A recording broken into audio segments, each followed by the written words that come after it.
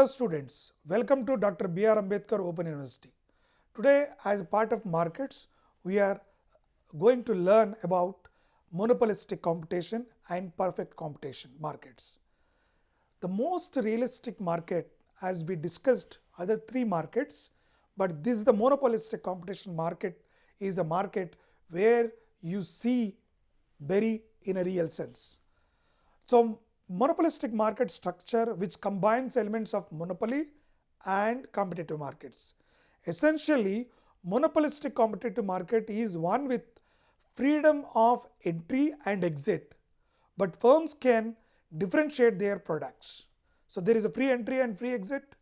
So there will be a lot of competition between them, so that they have to try to differentiate through packing, through design, through the quality. So there will be a competition. So therefore, they have an inelastic demand curve, and so they can set prices. So however, because there is a freedom of entry and supernormal profits will encourage more firms to enter into the market, leading to normal profits in the long term. In a monopolistic competition, industry has the major following features. Many firms, as we discussed in the monopolistic competition, many firms will be there. Freedom of entry and exit, right? Firms produce differentiated products. Firms has a price inelastic demand. They are price makers because the good is highly differentiated. Firms make normal profits in the long run, but could make supernormal profits in the short term. Firms are allocatively and productively inefficient. If you see the monopolistic competition, for example, if you ask in the real-time example, soaps market. If you see, every soap contains a sodium, right, which is the basic raw material for preparation of soap.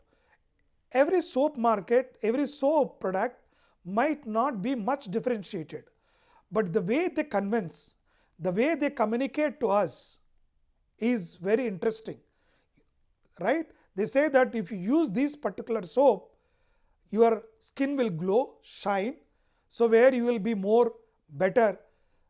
That's where it attracts by the way of advertisements. In a monopolistic competition also, one of the another important feature is advertising. So many people spend through advertisements to attract their products. So the products can be differentiated through packing and as well as I mentioned with the different features, and they try to say that their commodity is different from other, right? You try to see any product in the monopolistic competition. Go to the cloth market, they say that their particular shop has all kinds of brands and it is original. They keep the best prices, the margins are very low, and they are the best players in the market. But the same thing will happen to across the cloth market, cloth shops if you visit. So that's where the monopolistic competitions comes in.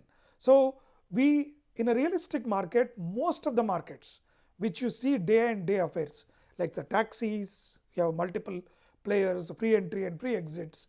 You take a cloth showroom, garment industry has a lot of markets, people come in, go out, right? So the soaps market are paced to, so you can see that any kind of product which will go. But as a students, I would advise, please observe their advertisement strategies, how they try to make attractive of their products. Like even jewelry market, if you see, a lot of jewelry markets comes up with innovative advertisements to retain, attract more customers, because there is a monopolistic competition in the market. So we need to see that advertisement costs and the profits will be in the long term will be very normal, because if any industry is trying to experience higher rate of profits, all other markets comes in and try to capture the market so that they'll distribute across the profits. The another most important market also in the last one of the market competition is perfect competition market. A perfect competition market structure exists when such industry has wide range of sellers and buyers. In this market condition, there are innumerable number of sellers and multiple buyers wanting to buy such goods and services. As there are multiple markets in the perfect competition market structure, no seller can significantly create a great impact on the market. In this type of market condition, the participants are only price takers and don't have any influential aspect.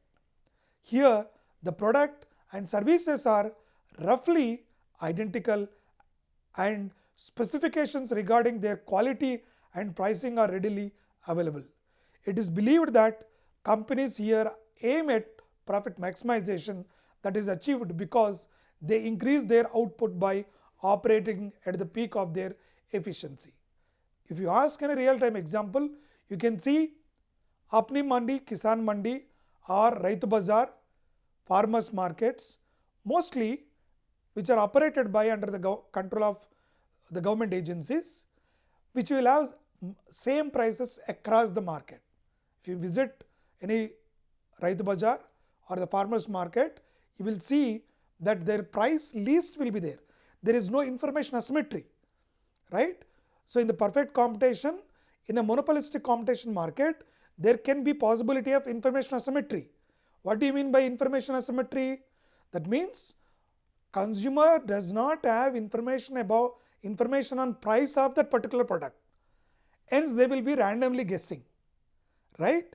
But in the perfect competition, all prices are known to the consumers. If you visit the market, they will write all the commodity prices and every seller has same identical products, and across the market you will have same prices. That's the reason you call this as a perfect competition market. So perfect competition markets also very less, but here only advantage is free entry, free exit. Anyone can enter. Who are making a good profits, they will continue. Even Raitu Bazaar, nobody can stop. Anyone can enter, but they will continue as long as they get at least normal profits. So this is the win-win situation for sellers as well as the buyers, as there is no information asymmetry between the sellers and the consumers. So this become one of the perfect market.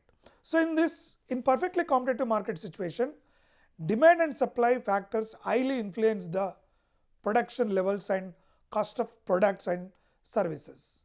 This type of market condition consists of various small firms that all sell the homogeneous products, that completely identical items. Hence, the question of consumer taste and preferences does not arise. Also, business can freely enter and exit the market at their convenience. So whatever we discussed so far, let's take major markets as a structure. Perfect competition, monopolistic competition and oligopoly, monopoly. You can summarize this into all this. Number of firms, if you see, many in monopolistic and perfect competition, oligopoly few, monopoly only one. Product differentiation, homogeneous in perfect competition. Homogeneous means what? Same kind of products. Differentiated products means wide variety of different products. So oligopoly, homogeneous or differentiated. Monopoly, unique products. Entry and exit, perfect competition free, relatively easy in monopolistic competition. Oligopoly restricted, monopoly completely blocked. Price setting power, none of them have power. In monopolistic competition, it is limited.